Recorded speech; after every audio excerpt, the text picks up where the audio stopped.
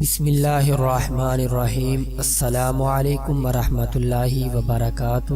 دوستو، اللہ پاک کی ذات ہمیں رزق دینے والی ہے۔ ہم سب کو چاہیے کہ اللہ کے سامنے ہاتھ پھیلا کر اس سے روزی طلب کریں اور اللہ کی شکر گزاری کریں۔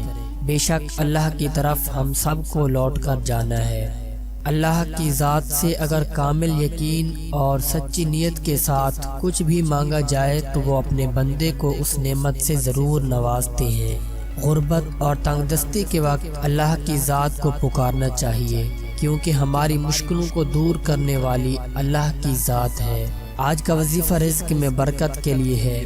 یہ رزق کے الفاظ حدیث میں موجود ہیں، آپ نے ان کو زبانی یاد کر لینا ہے تاکہ دنیا اور آخرت کے فائدے آپ کو حاصل ہو سکیں۔ وہ الفاظ، وہ دعا کون سی ہے؟ اللہم اکفنی بحلالک عن حرامک واغننی بفضلک عمن سواک۔ آپ اس دعا کو اپنی نمازوں کے بعد جو دعائیں مانگتے ہیں ان میں شامل کر سکتے ہیں، اور صبح و شام کے وظائف میں بھی شامل کر سکتے ہیں۔